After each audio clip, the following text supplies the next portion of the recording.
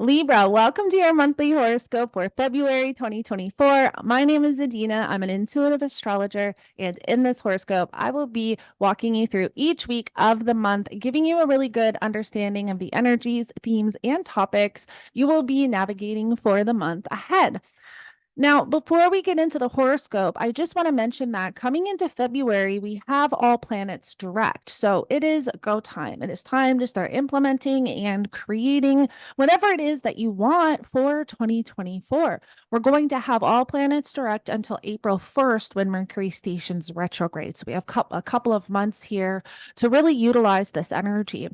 Now, we also have Pluto back in Aquarius. And Pluto was in Aquarius back in 2023 between March and June, giving us a little taste of what this Pluto and Aquarius energy is going to bring. But in 2024, we're really going to get a feel for what Pluto and Aquarius is going to bring us collectively and individually, especially the month of February, because we have all these personal planets in Capricorn that are going to enter Aquarius throughout the month of February and form a conjunction to Pluto. So we really want to be paying attention to what is showing up for us this month collectively and individually, because this is really going to show us what this Pluto and Aquarius energy can bring. Now, on February 1st, we're going to have Mercury forming a sextile to Neptune. And at this point, Mercury is still going to be in Capricorn, which is in your fourth house of home, family, property, real estate. Neptune represents creativity, imagination, romance. But the fact that, and sometimes can bring like illusion, delusion, and stuff like that. But the fact that Mercury is in Capricorn, which is keeping us grounded, I really love this for, creating, putting our ideas on paper almost, like being very constructive with whatever we're getting from this Neptune energy. Because this is in your fourth house, I mean, this might be you deciding that you want to redecorate your home.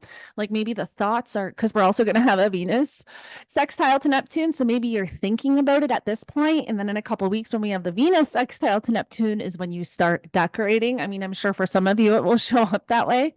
Now on the 5th, we're going to have Mercury enter Aquarius and form a conjunction to Pluto. So when Mercury enters Aquarius, we want to be paying attention. Generally speaking, Mercury rules our mind, our mindset, communication, information, messages.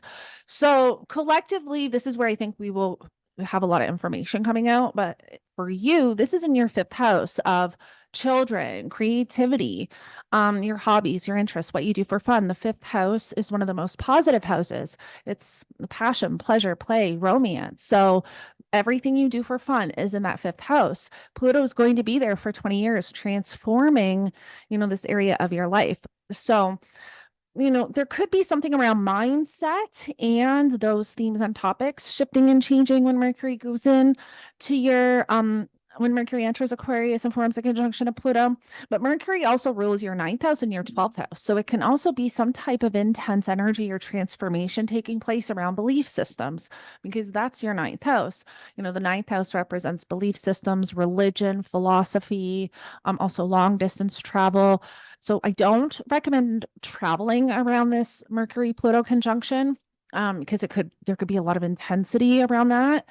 But Mercury ruling that 12th house of spirituality, karmic energy, also self-undoing and self-sabotaging can be the 12th house as well. So there can also be something around that you want to be mindful of when Mercury enters Aquarius and conjuncts Pluto. It could even be you becoming aware of some self-undoing behaviors and patterns. So definitely, have that self-awareness at this time. But on the same day, we're going to have Venus form a square to Chiron. And Venus is your chart ruler. So this is where there can really be some triggers around old hurt, wounds, and vulnerabilities. Chiron is the asteroid that is the wounded healer. So Chiron represents where we can be self-cautious, where we can have old hurt from a past trauma. So there can be something activated here for you. And this can have to do with your self-identity in some way, because Venus rules that 1st house. Venus also rules your 8th house of, the 8th house can be very psychological. It can rule mental health. It can also have to do with your partner's finances. So I really feel like there's a lot here that could be showing up around that can be very psychological. And so I want, no matter how this is showing up for you, Libra, I want you to keep in mind that squares are opportunities for personal growth. So squares can bring blocks, holds, stops, delays, challenges. But if we can become aware of the squares and aware of what is being triggered and coming to the surface, that is where we have that opportunity to heal and to grow on such an amazing level. So pay attention to what is showing up at this time with the square to Chiron, just because this is your chart ruler. So it's quite significant for you. Now, we're also in this Saturn Jupiter sextile, which we've been in at this point for a few weeks. And I do love this because having Saturn in Pisces and Jupiter in Taurus, which Pisces is a very spiritual water sign. It's the most mutable sign of all of the 12 zodiac signs. And having Saturn here is really allowing us to almost like have that ability to become so accountable and responsible for our energy and spiritual self and manifest into physical reality. And so I've kind of been talking about this a lot with this Saturn Jupiter sextile, is that it's bringing in this opportunity, whereas if we're really being responsible and accountable for our energy and our vibration and taking care of our energy and spiritual body, we're able to manifest that into physical reality. So keep that in mind while we're kind of navigating this Saturn Jupiter sextile, because we're in it for a little bit. Now, on February 6th, we have Venus forming a T square to the nodes. And so let me just touch on the nodes for a minute, because the nodes represent where we're having the eclipses. And you have the North node in your 7th house and the South node in your 1st house, indicating that there's a lot of changes taking place between you and your relationships throughout the year of 2024. Now, you would have felt, this kind of start the end of 2023 when we had our solar eclipse in Libra.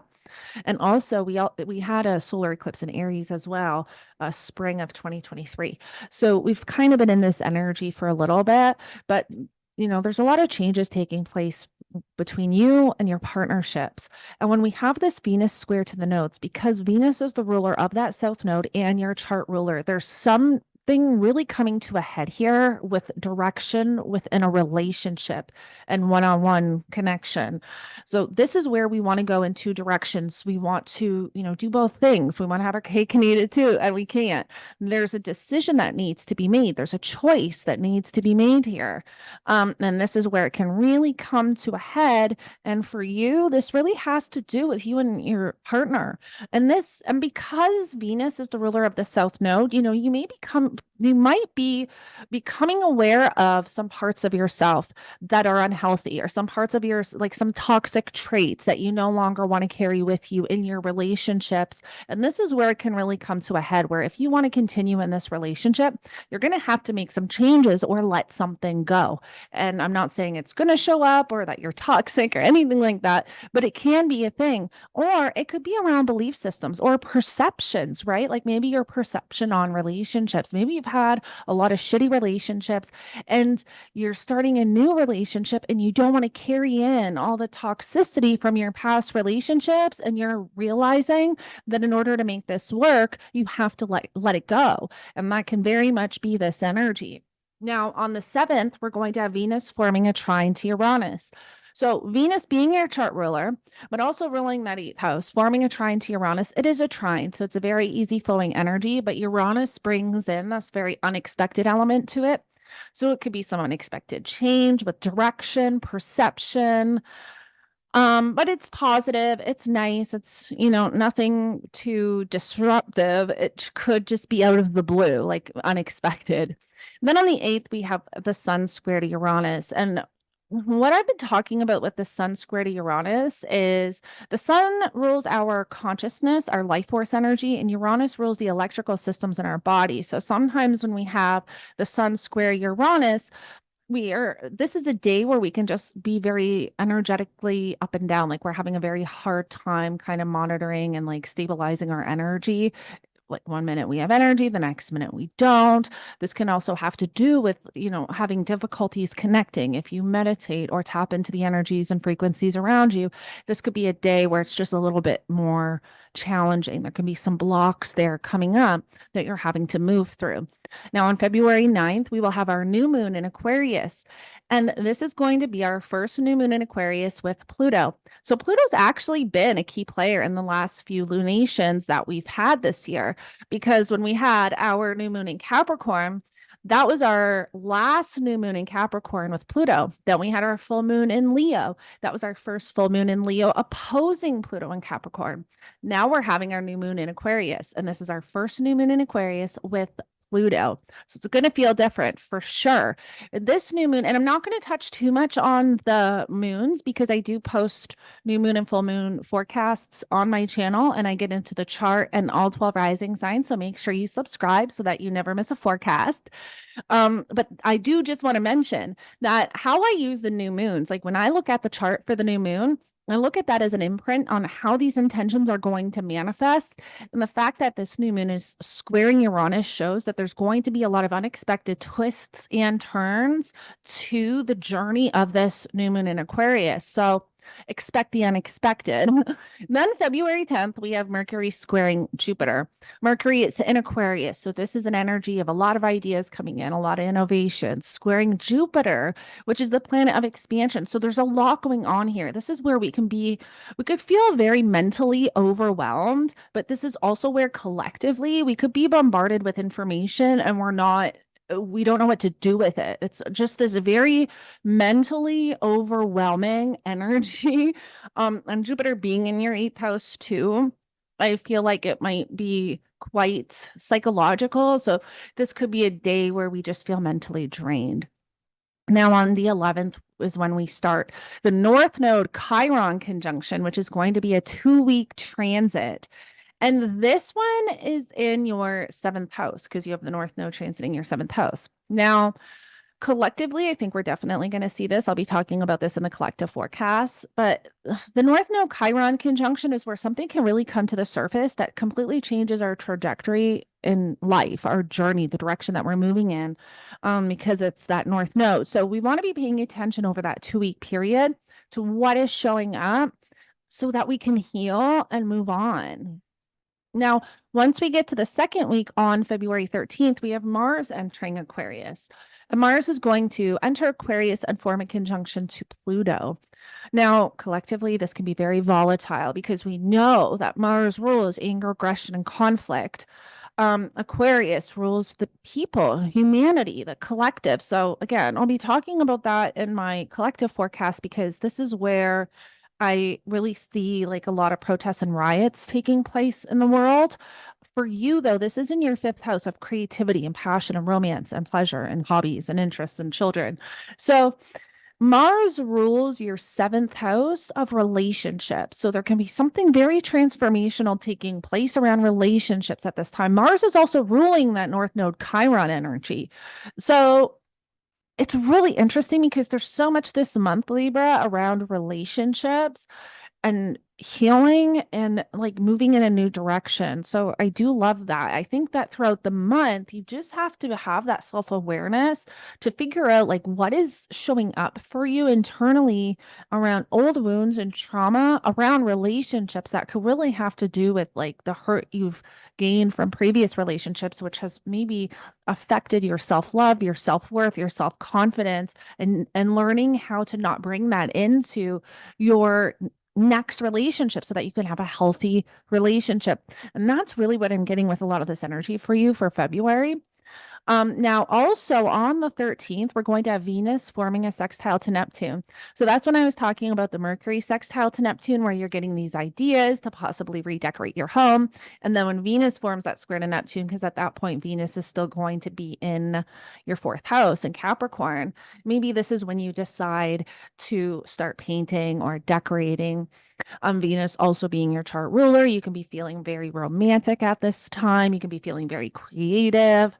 On the 14th, we have this Saturn, Jupiter energy. And I just put that because this is when they kind of reach the next degree point, but they are doing this dance for over a month. So we're in this energy of Jupiter, Saturn sextile.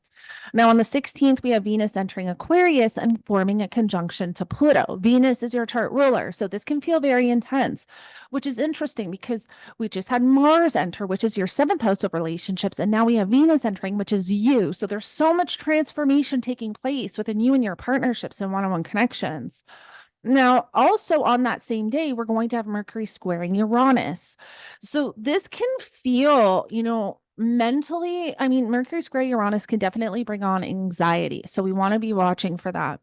Mercury ruling our mind, our thoughts, Uranus making things very unstable, very unclear. So this can be anxiety. This can also be with whatever is going on within your partnerships and relationships, making sure that you're not getting in your own head. Because Mercury rules that 12th house of self-undoing and self-sabotaging, creating scenarios in your head or overthinking, over worrying when it has to do with relationships can definitely be a thing at this time. So be mindful of that. Now, on the 18th, we have the sun entering Pisces. So Pisces season is going to also feel different because we now have Saturn in Pisces. Now, you have Pisces in your sixth house of work, health, and daily routine. So Saturn is going to be making you more responsible and accountable for your health and your routines until 2026, because Saturn's in Pisces till 2026. So throughout the year of 2024, there's going to be, and Saturn can also bring challenges and delays, but we just want to be paying attention to what this Pisces season feels like, because now we have Saturn in there. So this is where you'll kind of get an idea of what the Saturn energy is going to bring you. Saturn's been there for almost a year at this point.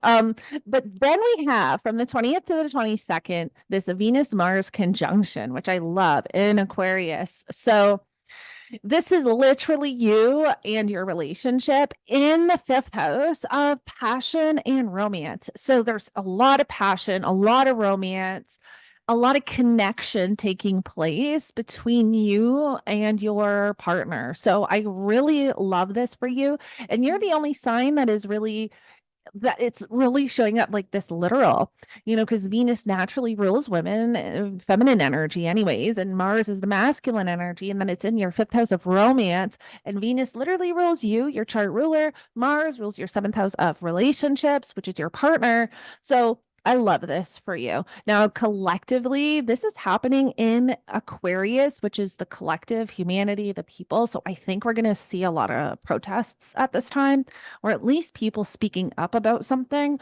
When we had the Venus-Mars conjunction in Capricorn, that's when we had the trucker convoy in Canada, which is really interesting.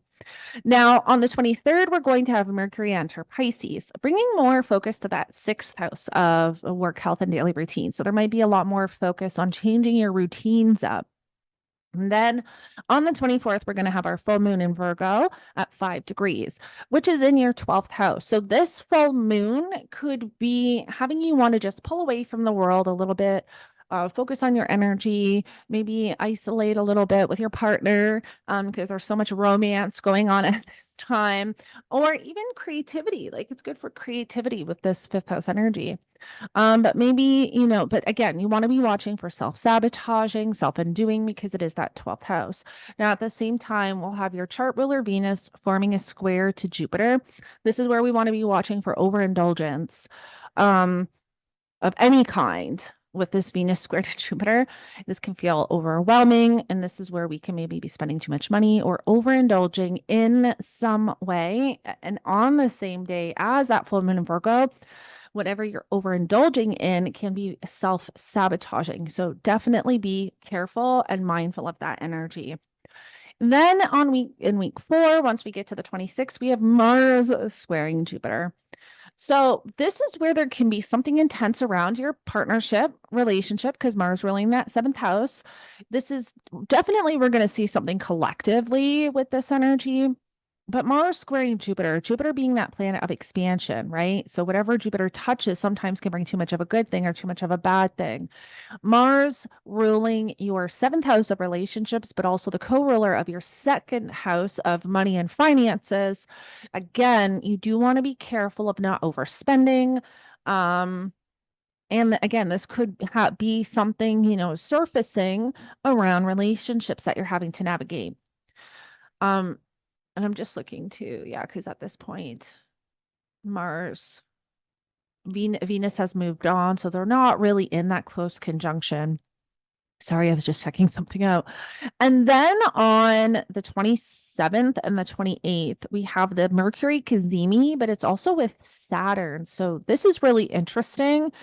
So the Mercury Cazimi usually brings in some, really beautiful insight, intuition, some those aha moments where something just clicks. This is in your sixth house of work, health, and daily routine. So whatever you're kind of rethinking around your routines and your health, or even your work habits, like whatever you're doing at work, your work routine. Um, I'm not sure how I feel about this Saturn conjunction with it, the Saturn energy, because I feel like it could go one of two ways. I feel like Saturn being there can either bring challenge, restriction, and delays with whatever we're trying to kind of get going, whatever ideas and insight and inspiration we're receiving at this time.